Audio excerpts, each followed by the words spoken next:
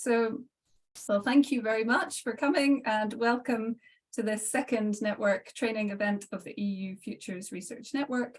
And here we're going to focus on the interaction between law and politics within the EU using quantitative and qualitative methodologies. And we have two great people joining us today. First, we have Veronica Fikfak, who's an associate professor in international law at University College London, but based in the Department of Political Science. And she's currently the principal investigator on the ERC-funded project Human Rights Nudge. And we also have Michal Ovadek, who is an assistant professor in European institutions, politics and policy at University College London. And most of his research is focused on the interaction of law and politics in the EU. And together, Veronica and Michal have recently set up a great network called the UK Empirical Network on Law and Judicial Politics. And absolutely delighted to have you both here. So thank you for agreeing to do this. Thank you for having us. Yeah, thank you. So if I can maybe just start, can you tell us a bit more about your research and your interest in interdisciplinary research and different methodologies? So if I start, I'm currently running a 5-year project that looks at how states comply with decisions, human rights decisions of international courts and tribunals. And we're trying to determine when they change their behavior. And in order to do that, so it's really question driven. In order to do that, we really need to be using a number of different approaches. And one of those is quantitative analysis of a large data set of judgments that we're coding. And then we're complementing that with interviews and doing some simulations as well. So we're using a number of different methodologies to analyze the same data set to try and come up with these understandings of state behavior, judicial behavior, and then to see can we find any tools about changes in behavior that we can use later on? Thank you. Yeah, for me, I think it's been always the case, actually, that I was interested in the intersection of law and politics. Actually, I did 2 undergraduate degrees, one in international law and one in international relations. So I think this has been something that's been going on for a while for me. But I mostly work these days on the European Court of Justice, but studying it from not just a pure legal perspective, which I suppose where most of the research is located these days, but from a sort of political science perspective or a mixed method, interdisciplinary perspective. But I do also try to sort of expand the notion of law paradoxically to legislative politics, because I think it's one of those fields where lawyers have sort of abandoned what happens in the parliament, even though that's where most of the law is actually created. Okay, thank you. That's really interesting. You touched upon this a little bit already, but could you maybe just tell us a bit more what you think are the benefits, but also the challenges of engaging in interdisciplinary research or of using different methodologies? And if there are challenges, which I'm sure there are, how have you dealt with those or how have you overcome those?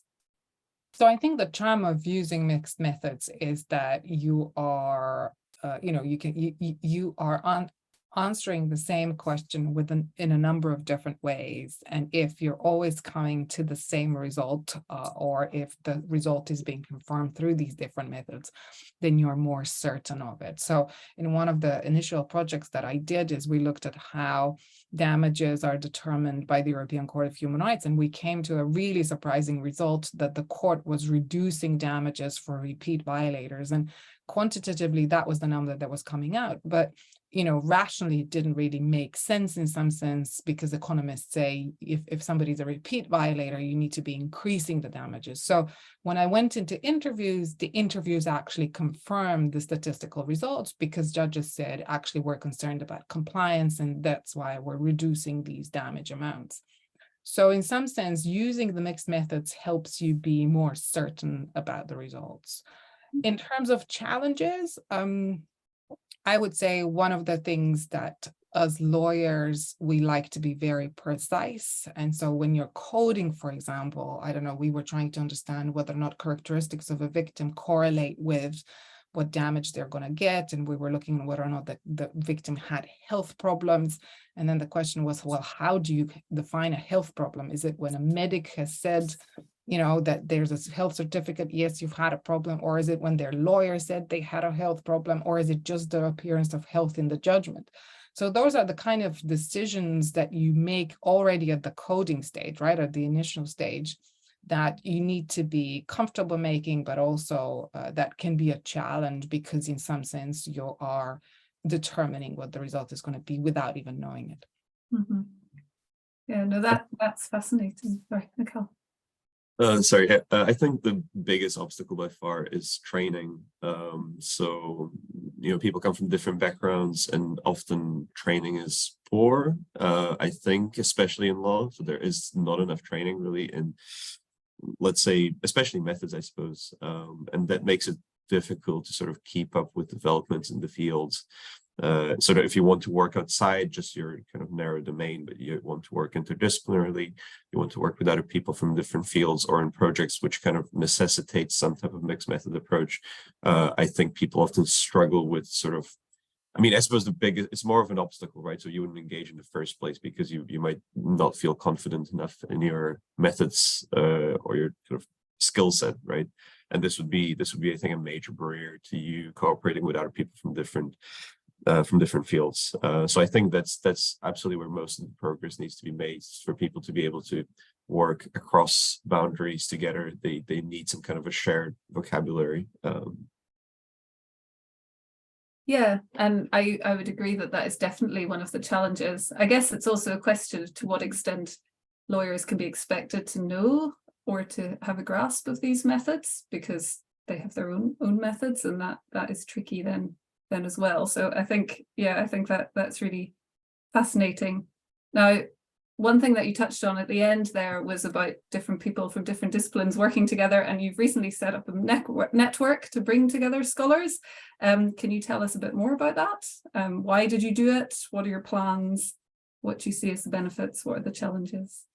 Well, I think the network in some sense is trying to redress exactly the issue that Michal opened up in terms of training, but also that you, Rebecca, spoke about in terms of how do you work across different disciplines and how do you engage in that kind of research if you don't have the training.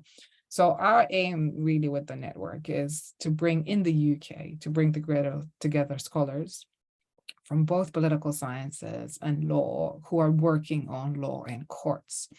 And I think recently there's been a lot of work that's been done, empirical work, quantitative work, interviews in that field in terms of law in courts. And what we'd like to do is we'd like to create a community of scholars, where we hold seminars, we have workshops, but also where we can collaborate together. Because the reality is this kind of research, if you were not trained in it, and I wasn't as a lawyer, I did take a number of different, kind of courses to learn what statistical significance means, how do you do a regression, things like that. But really you learn on the job as you make mistakes, as you try and interpret. That's when you learn, and you learn through collaborations. And I think you make the big leaps and you can make a really good article if you're collaborating with somebody who's very good in methodology or who's able to complement you in the areas that you're not, let's say, strong on. Yeah, no, so absolutely. I think Veronica said everything that needs to be said about the network, but there's probably more to the motivation than just bring people together. I think we also sort of recognize this gap that there is both within the UK and more internationally, that we think, certainly the two of us believe, that this is, the sort of most fruitful way of studying courts and law. And so we try to basically set up this network to see how much interest there is in, outside UCL among other people to do so. But we would like there to be sort of more evidence going into not only UK, but also international judicial policy making, right? So when we think about the kind of key institutions that shape how the law is made and how it's interpreted, we sort of believe that there should be more evidence produced on these topics, and the network is something that should contribute to that. Great, thank you. Elaine, I'll hand over to you. Super, thank you so much. It's been fascinating to hear so far.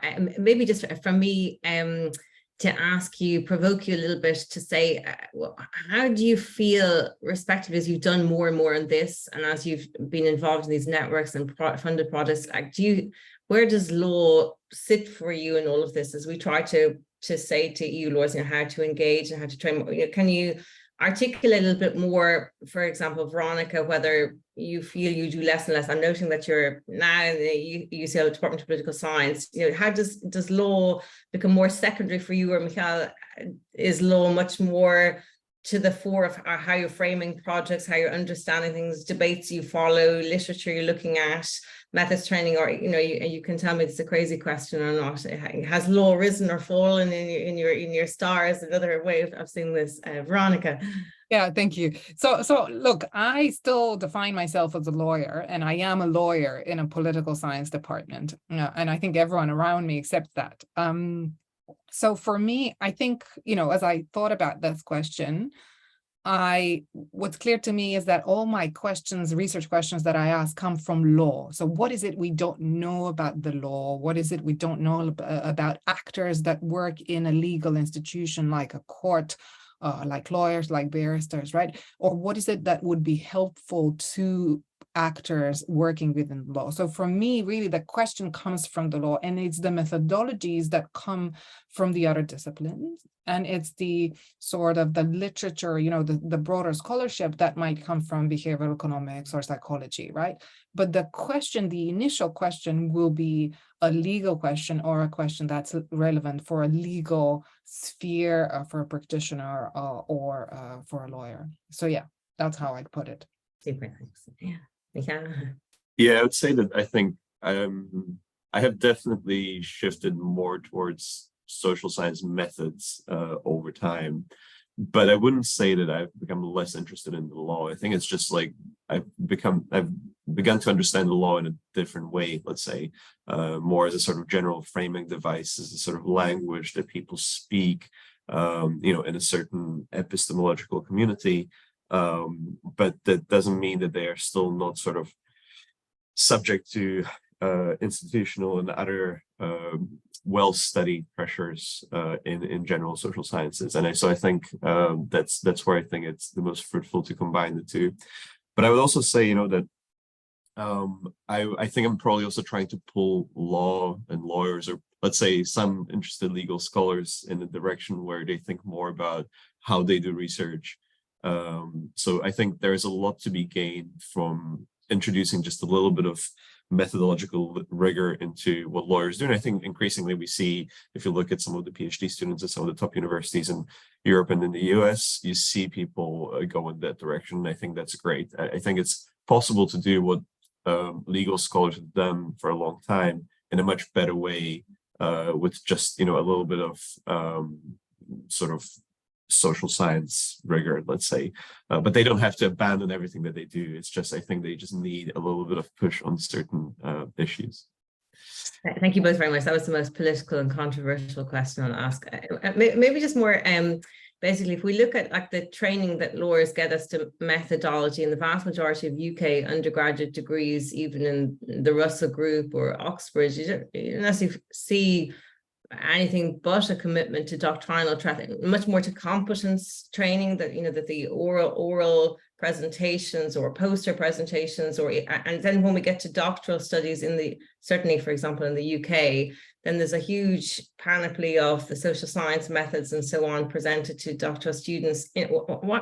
What do you think is essential training for lawyers to do as to methodology, if we have these debates as to empirical studies, if we have people such as yourselves? You know, how do we bridge that gap? Because it still seems to be a long distance in the general study of law between what happens at, let's say, undergrad, postgrad level. Do you have any thoughts on this, Veronica?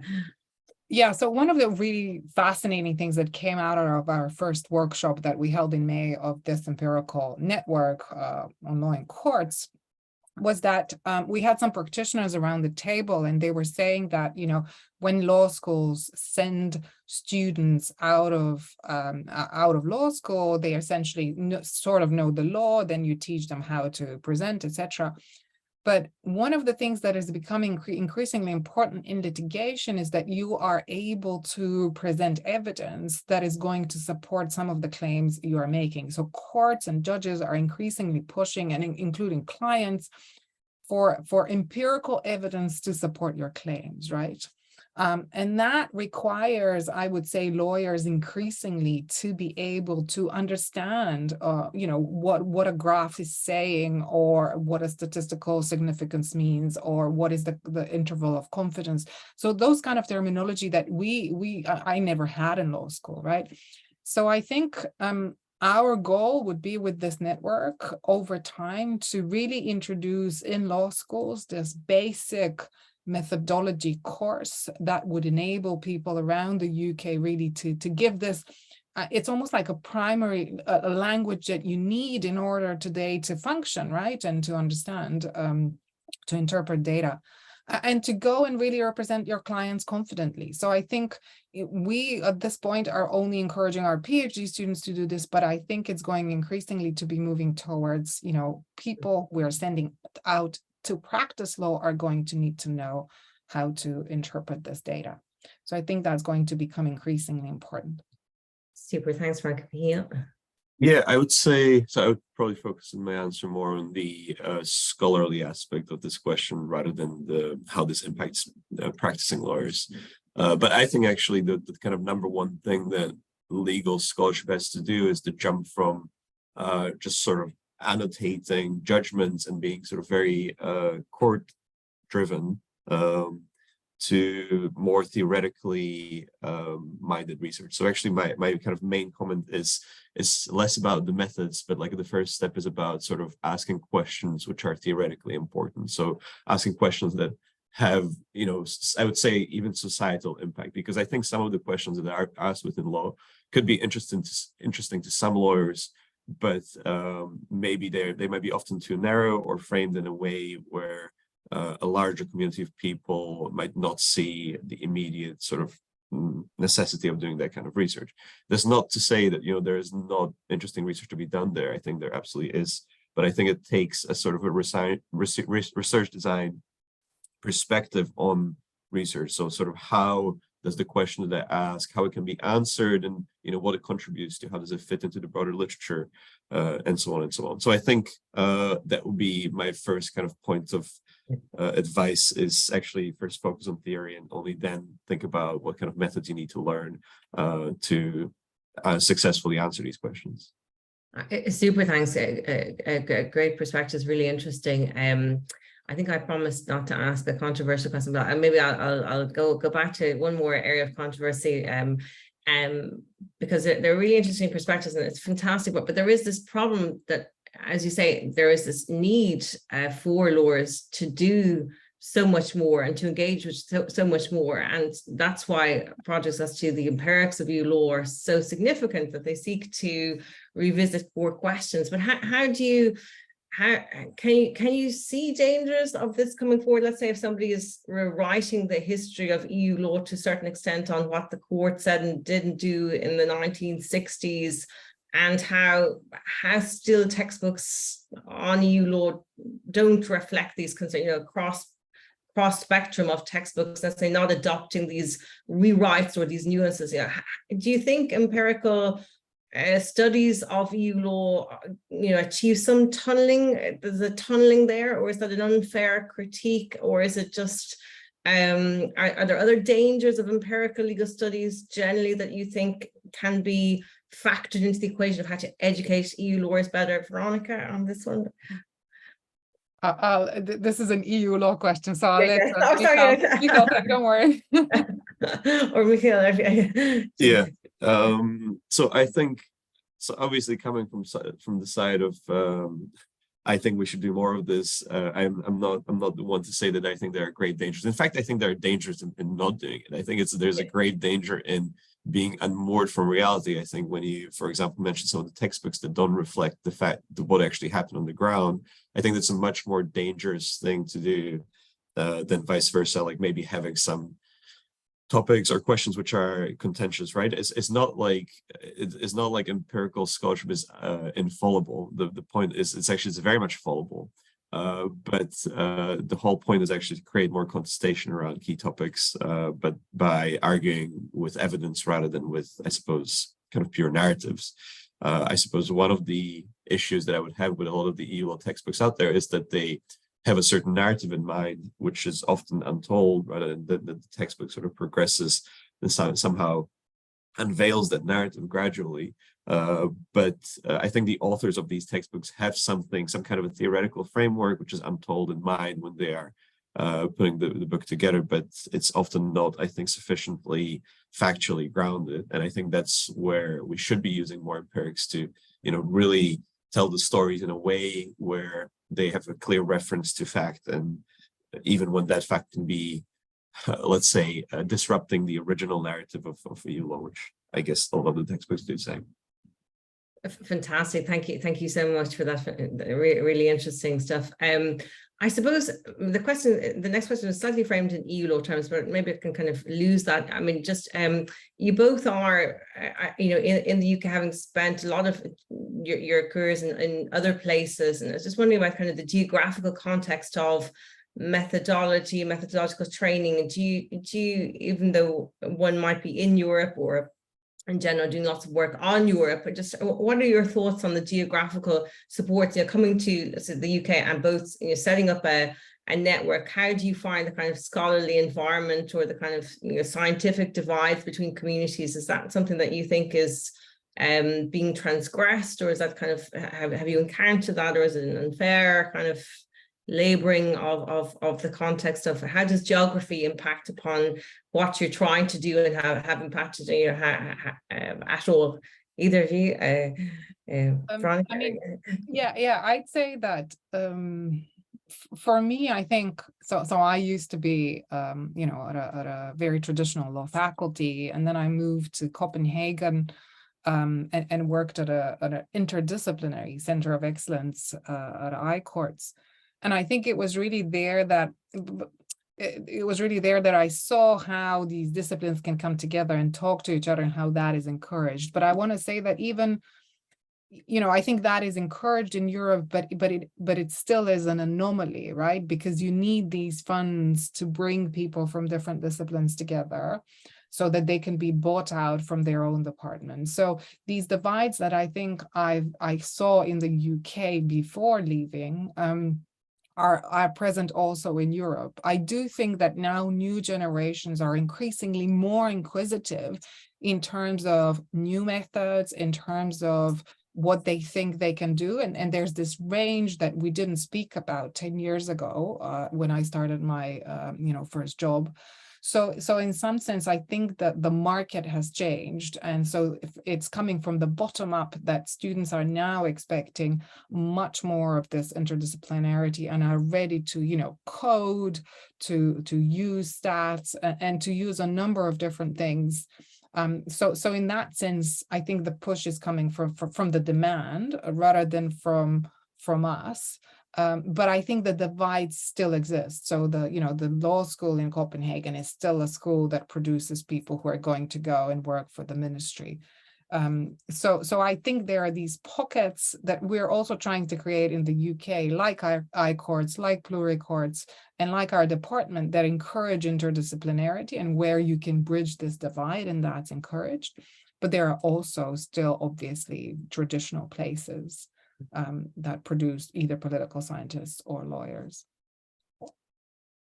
Yeah, I don't have too much to add on this. I mean, I think I would not emphasize. So I think we're trying to be disruptive to some extent, I suppose, right? To introduce a little bit of discomfort into especially law faculties, but I wouldn't kind of exaggerate how disruptive we are. I think the vast majority of people working in law faculties are still doing law in the most traditional way possible. There is a new generation of, especially, I suppose, PhD students coming up who will contribute to more contention, maybe within their law faculties. But there is still no, for example, there's no training, right? I think there's no kind of organized way of promoting empirical research within law departments. And certainly that's the case in the UK, it's the case in most of Europe. I think one place where it's different is the US. Yeah, I mean, in that sense, we are definitely lagging behind on this side of the Atlantic Ocean. Super, thank you so much. I hand over to Fabian. Thank you. My first question is about EU studies. So maybe it's more for Michal. To your knowledge, in EU studies, are there disciplines that interact more effectively? On the other hand, are there disciplines that remain largely compartmentalized? I know that you're working on law and politics, but if you try to broaden a little bit the perspective, would you say that there are some interdisciplinarity, some kinds of interdisciplinarity that works much better than others? Yeah, I think that's a really interesting question. So, I mean, I've been, interested in European integration for a long time, and it's also my kind of core teaching and research activity here. So I do try to keep up with a broad range of disciplines working on this. I would say that actually the law and politics people, so the people, especially the people studying the European Court of Justice, coming from both law and political science, is probably one of the most fruitful collaborations that I've seen around. So I think it's one area where either through institutional connections or through personal connections, a community has sort of come up where there are fruitful exchanges between lawyers and political scientists. I don't see that as much in other sort of fields and subfields. So I think I would definitely want to see more engagement between economists and lawyers, for example, or economists and political scientists. I think anthropologists and sociologists are also to some extent behind it. It doesn't mean that there's nothing published by these fields. Of course, there is plenty, but I don't see as much exchange between other communities. And I could be wrong. This could be my own sort of blindness to some of that. But if I kind of look at the flagship journals in EU studies and European integration, I think it's relatively rare still that we would see these interdisciplinary collaborations among some of these fields. So I think that's a shame. I don't have a good answer for how to build that, but I think some mixture of institutional incentives and personal openness to working with people from other fields. Thank you. And maybe this one more for Veronica. How original is your approach to the European Convention law? Do you think EU law scholars learn enough from the European Convention studies through empirical methods, or would you say that EU studies and European Convention studies interact sufficiently? Well, I'm hoping that, the interaction is going to deepen as the EU joins the European Convention on Human Rights soon. But on the question of, what can the two fields learn from each other, I would say that, a lot of the methods that we've used to study the ECHR case law really come from American scholars, and they have been the first to analyze a lot of this case law. So in some sense, the methodologies are not really new. It is more that the questions that were asked, let's say 10 years ago, 5 years ago, are new. And some of these questions in terms of compliance, in terms of who are the actors, in terms of social network analysis, might be interesting also to ask in EU context. And so that's where I think, it's like you take a question and you answer it in different jurisdictions, and then you learn something about the jurisdictions. I think that's where the sort of cross-fertilization happens. So that's, I think, would be exciting to see.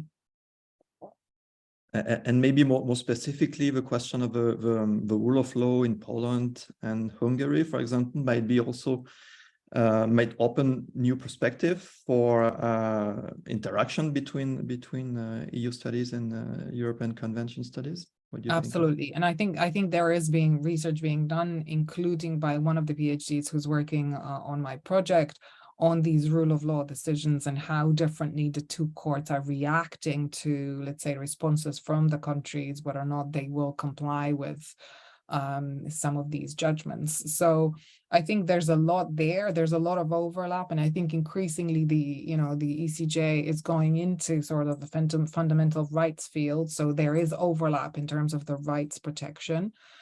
So I think it would be interesting to see, but I have to say that thus far, you know, the two fields have been quite divided. There's the human rights lawyer and there's the EU lawyers. So, and I guess that's inherent in how it's been taught, and the fact that one focuses more on the free market, the other one on, but I think there's more and more going to be a need, especially with these rule of law decisions, to talk to each other, and the opportunity to collaborate, I think, would be a good one to take.